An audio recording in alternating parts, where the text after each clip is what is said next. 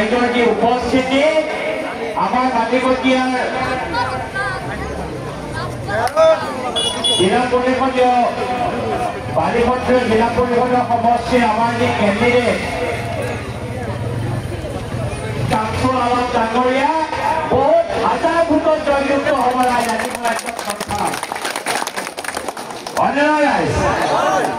আমি একে শামছুল আলী ডাঙৰীয়া কাৰণে এটা কওঁ একে শামছুল আলী ডাঙৰীয়া একে শামছুল আলী ডাঙৰীয়া লাহে লাহে কৈছে আৰু জোৰত ক'ব লাগিব একে শামছুল আলী ডাঙৰীয়া এইবাৰ পাছ হ'বই আৰু এইবাৰ শামছুল আলী ডাঙৰীয়া চিন্তা নাই আপুনি আগতেও জিলা পৰিষদ আছিলে নহয় জানো এইবাৰ দুবাৰ এইবাৰ হেট্ৰিক কিন্তু আগততো চাগে ভালকে কাম কৰিব পৰা নাই চাগে কংগ্ৰেছত আছিলে নহয় জানো ৰাইজকতো একো দিব পাৰিছে নেকি ৰাইজ আগতে কিবা দিছিলে নেকি শামছুল আলীয়ে ইমানকে দিব পৰা নাই কাৰণ 10 বছৰ কাল বিজেপি চৰকাৰ আছিলে নাই বা এই কংগ্ৰেছৰ পৰাই আছিলে লাভ হ'ব নেকি ৰাইজ এইবাৰ কিন্তু লাভ হ'ব এইবাৰ যদি বিজেপিক দিয়ে এবাৰ বিজেপিৰ জিলা পৰিষদটো খাটাং হৈ গ'ল আমাৰ দখল হৈ গ'ল আমি নগাঁও জিলাত 6খন জিলা পৰিষদ জিকিলো বিনা প্ৰতিদ্বন্দ্বিতাই জিকিলে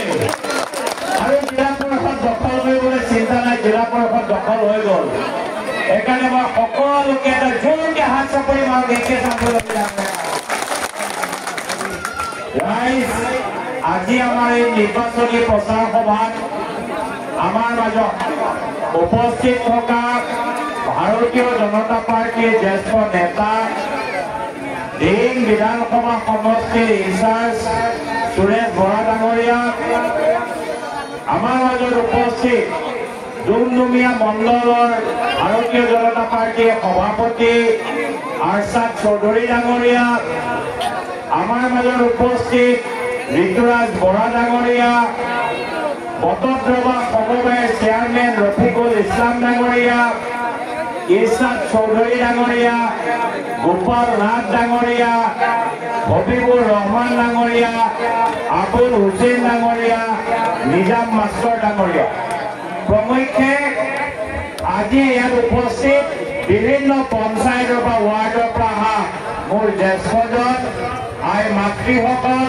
যুৱক যুৱতী বন্ধু বান্ধৱসকল ৰাইজ হিং বিধানসভা সমষ্টিত যোৱা কিছু বছৰ কাৰ দখলত আছিল আমি জানো যে চৰকাৰ বিজেপিৰ আৰু ধিঙৰ এমএলএ আছিলে এৱাইডিএফ হয়নে নহয় ৰাইজ আমাৰ কিবা লাভ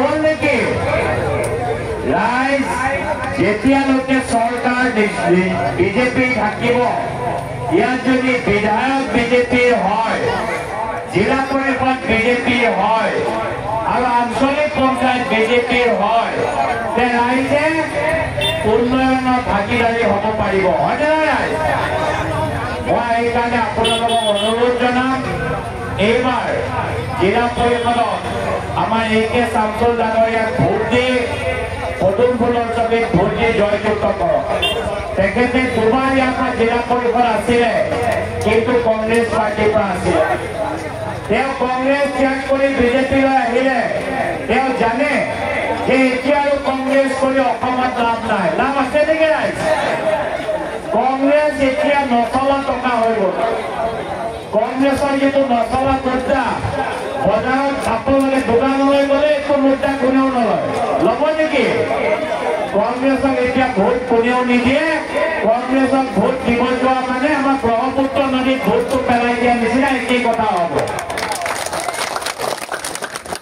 ৰাইজ আপোনালোকৰ বহুমূলীয়া ভোট 5 বছৰৰ পাছত পঞ্চায়ত নিৰ্বাচন হয় আৰু পঞ্চায়তৰ প্ৰতিনিধি আমাৰ গাঁৱৰ ৰাইজৰ কাৰণে সকলোতকৈ দৰকাৰ কাৰণ পঞ্চায়তৰ প্ৰতিনিধিৰ দ্বাৰা মেম্বাৰজন জিকালে তেওঁ অৰুণোদয় আঁচনি আহিলে ৰেচন কাৰ্ডত চহী কৰিব লাগিব তেওঁ MGNA কাম হ'লে জব কাৰ্ডত চহী কৰিব লাগিব আঞ্চলিক পঞ্চায়তৰ সদস্যজনে ৰাস্তা ঘাটত ধৰিব লাগিব জিলা পৰিষদৰ সদস্যজনে ৰাস্তা ঘাট ধৰিব লাগিব সেইভাবে এই নিৰ্বাচনটো আমাৰ গাঁৱৰ ৰাইজৰ কাৰণে বেছিকৈ ইম্পৰ্টেণ্ট নিৰ্বাচন সেইকাৰণে ৰাইজক মই অনুৰোধ জনাম যে এইবাৰ আপোনালোকে অটল বলে যিহেতু আঞ্চলিক পঞ্চায়ত আমি গঠন কৰিম জিলা পৰিষদো আমি গঠন কৰিম পঞ্চায়তো আমি গঠন কৰিম সকলোকে পদুম ফুলৰ ছবিত ভোট দি আমাৰ আঞ্চলিক পঞ্চায়ত সদস্যকো জিকাওক জিলা পৰিষদৰ সদস্যকো জিকাওক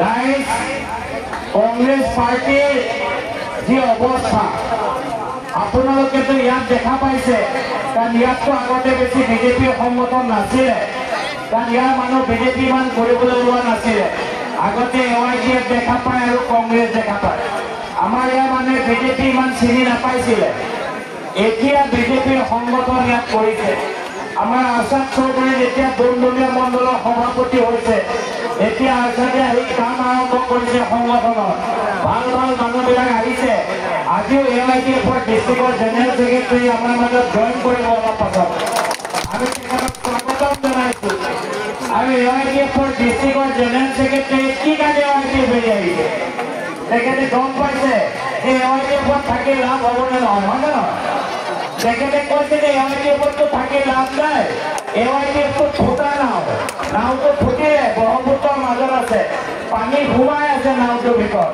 আৰু কিমান টাইম লাগে নাজানো এনেকৈ হৈ আছে অলপ পাছত ডুবিয়ে যাব নহয় জানো AYDFটো ডুবন্তি নাও AYDFত কোনো আৰু AYDFত ফুটা নাও AYDFত কোনো আৰু নুঠে আৰু কংগ্ৰেছটো অলৰেডি ডুবা নাও এখন ডুবিলে আৰু তাৰ উঠা মানে লাভ নাই আমাক চলি থকা নাও লাগিব নাই চলন্ত নাও আৰু চলন্ত নাও হ'ল পদুম ফুল বিজেপি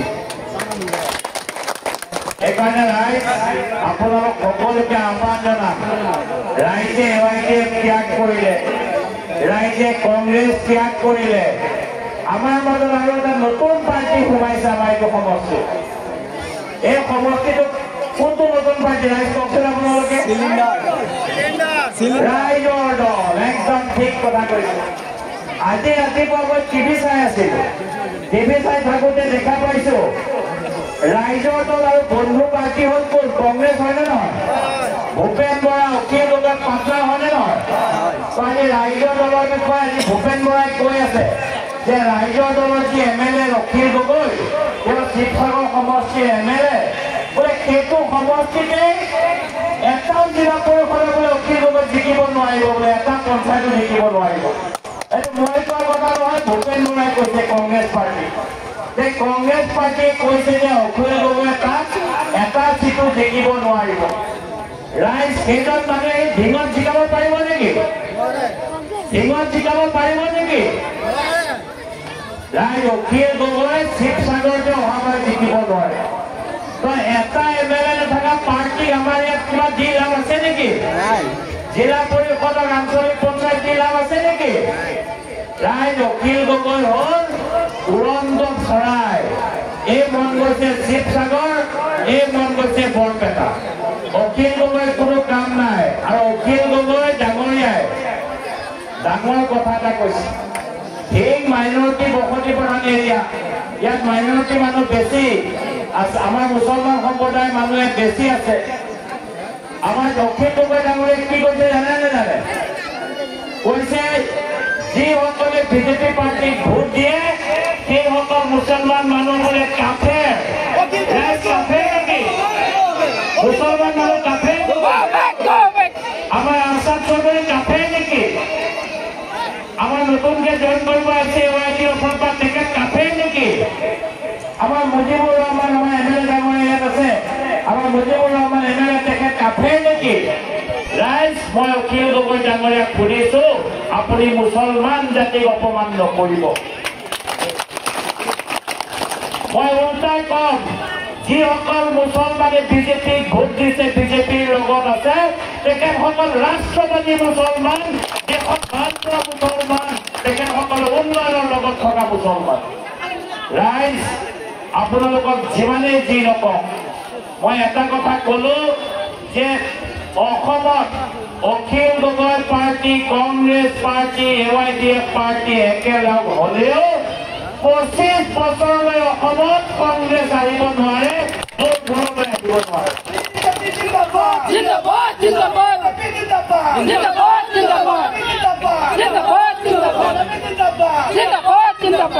ৰাইজ, আমি এইবাৰ ঢিঙৰ ৰাইজৰ কাৰণে সকলোতকৈ বেছি গুৰুত্ব ডাঙৰ কথা, ঢিঙৰ ৰাইজে উন্নয়ন লাগে। ঢিঙৰ ৰাইজক আমাৰ ইয়াত কৰি থকা আইসকলক অৰুণোদয় লাগিব নে নালাগে? লাগিব। কিমান ৰাইজে আই অৰুণোদয় নাই পোৱা? নাই, নোপোৱাখিনি হাতৰ মুখত পোৱা নাই? ৰেচন কাৰ্ড আছে নে নাই? আছে নাই? ৰেচন কাৰ্ড নাই? আছে। এতিয়া অৰুণোদয় লাগিব। অৰুণোদয় কংগ্ৰেছে দিব পাৰিব নেকি? AYDFে দিব পাৰিব নেকি? নে ৰাইজৰ দলে দিব পাৰিব নেকি? নোৱাৰে। যদি আমাৰ অৰুণোদয় দিব লাগে, আমাৰ জিলা পৰিষদৰ কেণ্ডিডেট শামছুল আলম ডাঙৰীয়া দিব পাৰিব। আমাৰ ইয়াৰ যিজন এপি মেম্বাৰ কোন দিছে নাম, তাজজাহান বেগমে দিব পাৰিব।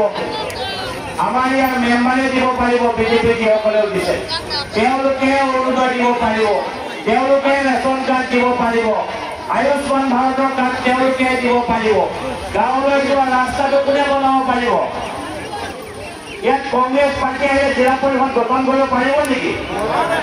আমি 26টা জিলা পৰিষদৰ ভিতৰত 6টা জিলা পৰিষদ জিকিলে, বাকী আমি গোটেইকেইটা জিলা পৰিষদ জিকিম, আপোনালোকে চিন্তাই নকৰিব।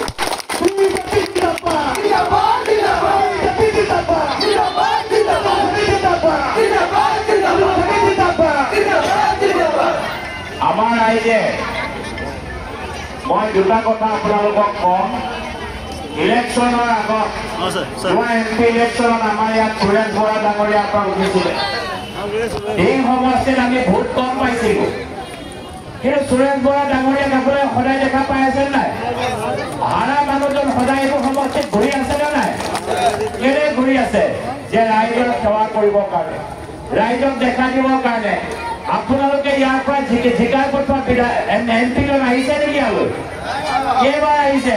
তেখেত দিল্লীত বহি থাকে, গুৱাহাটীত বহি থাকে, তেখেতলৈ আহিবলৈ সময় নাই। আৰু আহিলেতো কি কৰিব? তেওঁক কি সহায় কৰিব? তেওঁতো চৰকাৰো নাই। সেইকাৰণে আপোনালোকে এইবাৰ যিজনী গাইৰ পৰা গাখীৰ ওলায়, সেইজনী গাইহে ৰাখিব লাগিব, হয়নে নহয়? আমি গৰু পুহিলে, বলদ গৰু পুহিলে হ'ব নেকি?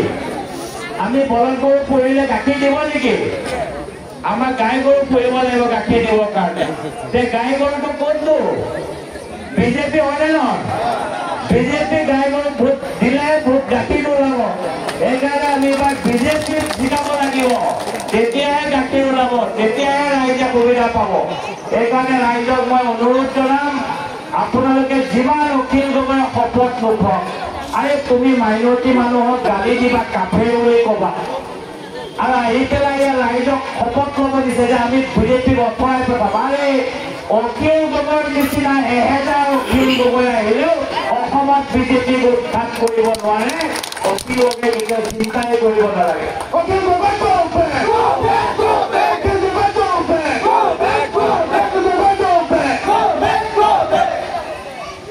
নগাঁও জিলাৰ ৰাইজ সচেতন ৰাইজ। নগাঁও জিলাৰ মাইনৰিটি মানুহেই হওক, হিন্দু মানুহেই হওক, খ্ৰীষ্টান মানুহেই হওক, বুজি পায় কাক ভোট দিব লাগিব। চামগুৰি ৰাইজে নগাঁও জিলাৰ মাইনৰিটি ডাঙৰ নেতা ৰকিবুল হুছেইন নিজকে কয় ডাঙৰ বুলি, তেনেকুৱা নেতাটো চামগুৰি ৰাইজে ব্ৰহ্মপুত্ৰত উটুৱাই দিলে, গৈ ধুবুৰী পাই গ'ল, হয়নে নহয়?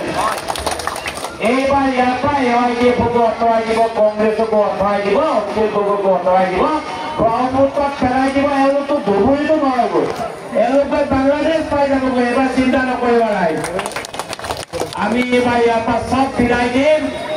আমাৰ বিজেপি ইয়াৰ পৰা জিলা পৰিষদ জিকিব, AGPৰ জিলা পৰিষদ জিকিব, আমাৰ আঞ্চলিক পঞ্চায়ত জিকিব।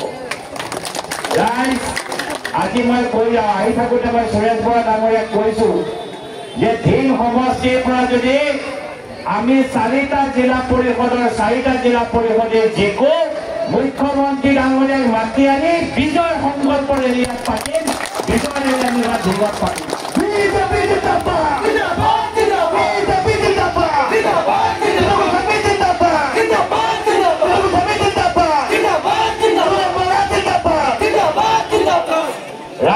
আপোনালোকে জিকাবলৈ নিজিকায় এই জিকোৱা জোৰ নাই ৰাইজ জিকাবলৈ নিজিকায় জিকাবলৈ নিজিকায় বিজেপি জিকাবলৈ নিজিকায় মোৰ সকলোৱে এবাৰ কওক বিজেপি জোৰে নাই ক'ত জিকাব পাৰিব আৰু অলপ জোৰ দিব লাগিব বিজেপি বিজেপি নৰেন্দ্ৰ মোদী হিমন্ত বিশ্ব শৰ্মা